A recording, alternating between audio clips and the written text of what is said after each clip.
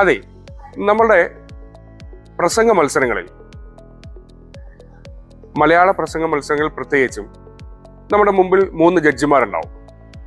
അവർ ഒരു പേപ്പറുമായിട്ടായിരിക്കും നമ്മുടെ മുമ്പിൽ ഇരിക്കുന്നത്.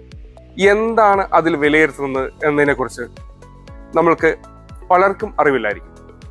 അതിനെക്കുറിച്ചാണ് നമ്മളിന്ന് സംസാരിക്കുന്നത്.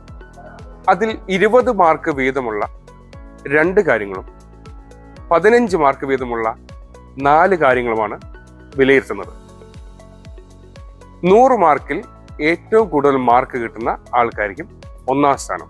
അതിനുശേഷം 2ാം സ്ഥാനം, 3ാം സ്ഥാനം, പിന്നെ ഗ്രേഡുകളാണ് നിശ്ചയിക്കുക. പ്രധാനപ്പെട്ട 2 പോയിന്റുകളാണ് ഉള്ളത്. അതിലൊന്ന്, സഭാകമ്പമില്ലാതെ സംസാരിക്കാനുള്ള കഴിവ്, അഥവാ സ്റ്റേജ് ഫിയർ ഇല്ലാതെ സംസാരിക്കാനുള്ള കഴിവ്. 2ാമത്, അക്ഷരസ്ഫുടത അല്ലെങ്കിൽ വോയിസ് ക്ലാരിറ്റി.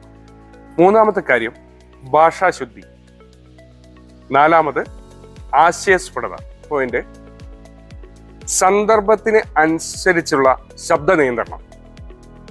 അവസാനത്തതും ഏറ്റവും ഇമ്പോർട്ടൻറ്റുമായിട്ടുള്ള പോയിന്റാണ് ധാരാവാഹിത്വം. ഈ ഓരോ പോയിന്റുകളും അടുത്തടുത്ത വീഡിയോകളിൽ വിശദമായി നിങ്ങൾക്ക് പറഞ്ഞു തരുന്നതാണ്. So follow me.